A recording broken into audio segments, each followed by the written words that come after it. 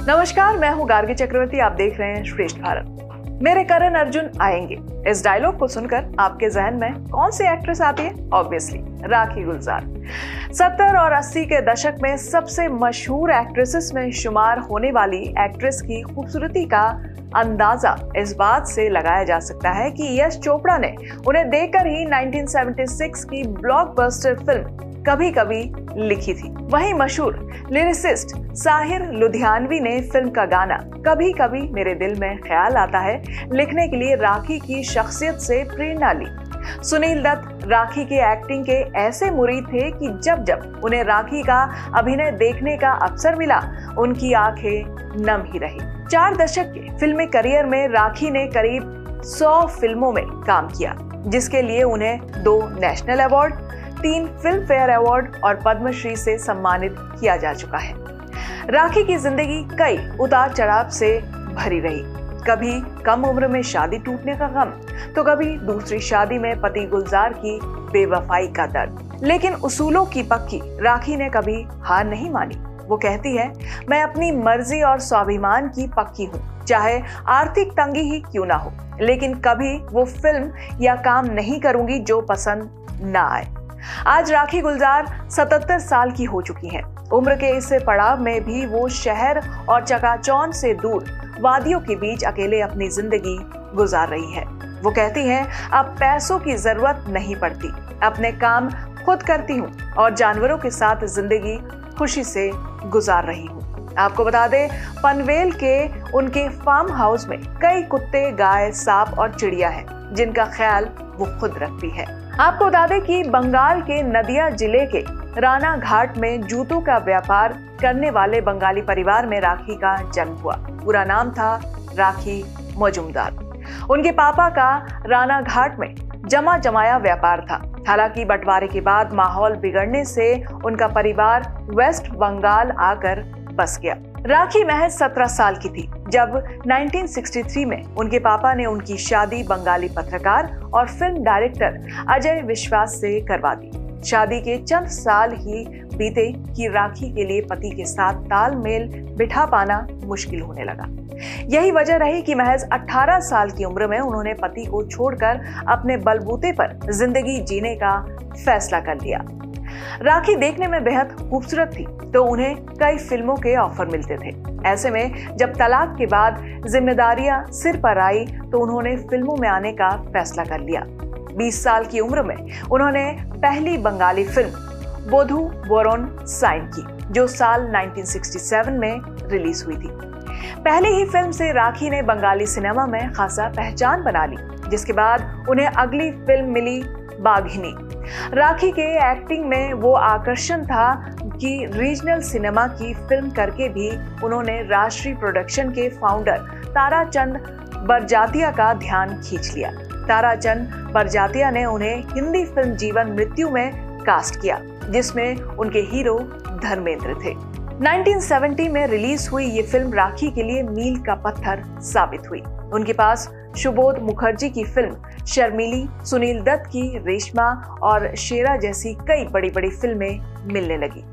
Film Reshma और शेरा में राखी को सुनील दत्त के साथ जगह मिली थी। इस फिल्म में उन्होंने एक विधवा औरत का रोल प्ले किया था। जब राखी सेट पर आई तो सुनील दत्त ने उन पर कोई खासी दिलचस्पी नहीं दिखाई, लेकिन जैसे ही शूटिंग शुरू हुई तो सब कुछ बदल गया। पहले ही शॉट में नई नवीली दुल्हन बनी राखी को विधवा होने की खबर दी जाने वाली थी। जैसे ही कैमरा शुरू हुआ, वैसे ही राखी ने भावुक अंदाज में चूड़ियां तोड़कर सिंदूर पोंछना शुरू कर दिया। राखी का एक्टिंग इतना जानदार था कि सेट पर मौजूद हर शख्स भावुक हो गया।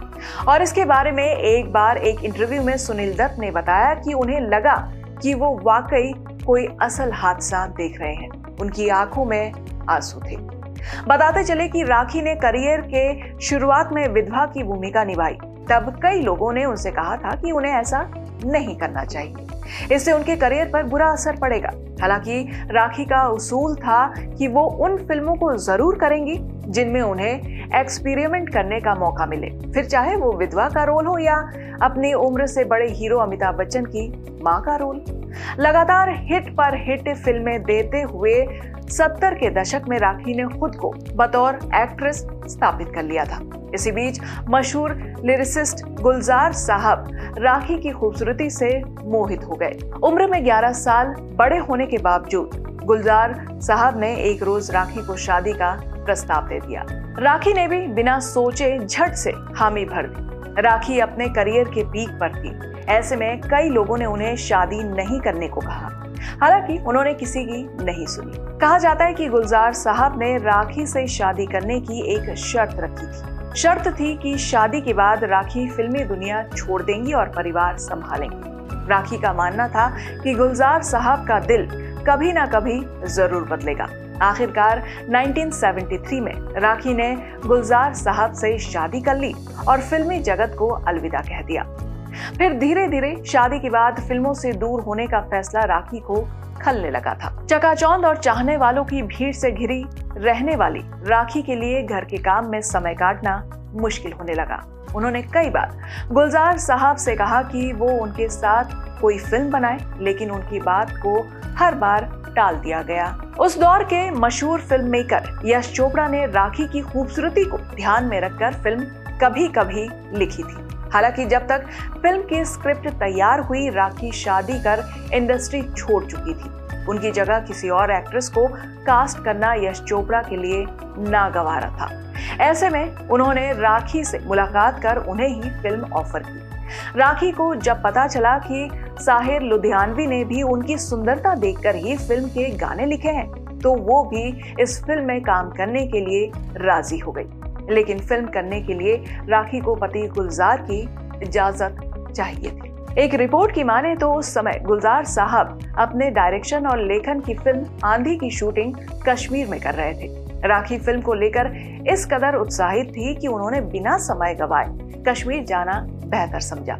जैसे ही राखी कश्मीर पहुंची तो उनके ऊपर दुख के पहाड़ टूट गए। उन्होंने देखा कि फिल्म आंधी के सेट पर गुलजार साहब और फिल्म की लीड एक्ट्रेस सुचित्रा सेन काफी घुले मिले हुए हैं। दोनों की नजदीकियों से कई बातें पनप रही थी। राखी ने इस मुद्दे पर नाराजगी जताई और घर लौट आई। जब गुलजार साहब शूटिंग से होकर पहुंचे तो राखी उन्हें छोड़ने का मन बना चुकी थी।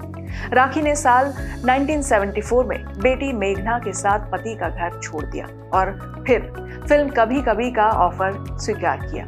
पति से अलग होने के बावजूद राखी ने कभी उनसे तलाक नहीं लिया।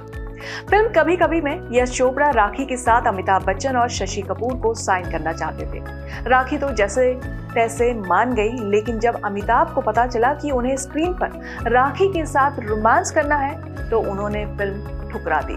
दरअसल अमिताभ बच्चन और राखी करीबी दोस्त थे। राखी उन्हें लंबू कहती थी और अमिताभ उन्हें दीदी। ऐसे में वो दीदी मानने वाली राखी के साथ रोमांस कैसे करते। जब ये बात राखी को पता चली तो उन्होंने समझाते हुए कहा, हम कलाकार हैं, हमारी रियल लाइफ से काफी अलग होती है। राखी के समझाने पर अमिताभ बच्चन मान गए। कभी कभी फिल्म के ब्लॉकबस्टर होने के बाद राखी अमिताभ की जोड़ी भी हिट हो गई। दोनों ने साथ में कस्मे वादे, त्रिशूल और काला पत्थर जैसी कई फिल्मों में साथ काम किया। हालांकि उनकी फिल्म कस्मे वादे का वो किस्सा बेहद मशहूर है जिसमें राखी ने सेट पर गलती से अमिताभ को थप्पड़ जड़ दिया था। दरअसल सीन की जरूरत के मुताबिक राखी को एक टेक में अमिताभ को थप्पड़ मारना था, जिसके जवाब में वो उन्हें धमकी देते हैं। जैसे ही सीन शुरू हुआ और अमिताभ उनके करीब आए, वैसे ही राखी ने बेझिझक उनको असल में थप्पड़ मार दिया। थप्पड़ इतना जोरदार था कि सेट पर मौजूद हर शख्स हैरान रह गया। शॉट जारी था तो अमिताभ उस वक्त तो कुछ नहीं कह सके, लेकिन जब उन्हें डायलॉग कहना था तो उन्होंने कहा तो हर कोई समझ गया कि वो असल में धमकी दे रहे हैं। शॉट खत्म होने के बाद राखी ने उन्हें समझाया कि वो सिर्फ सीन दे रही थी। इस पर भी अमिताभ ने मजाकिया अंदाज में उन्हें धमकी देकर कहा कि वो इसका बदला जरूर लेंगे। बताते चले कि 4 दशकों तक हिंदी सिनेमा में अपना योगदान देने के बाद अब राखी गुलजार चकाचौंध से दूर रहना पसंद करती है। वो कोलेस्ट्रोफोबिक है। ऐसे में उन्हें भीड़ या शोर में रहना पसंद नहीं है। ऐसे में मुंबई से चंद किलोमीटर दूर पनवेल के अपने फार्म हाउस में जिंदगी गुजार रही है।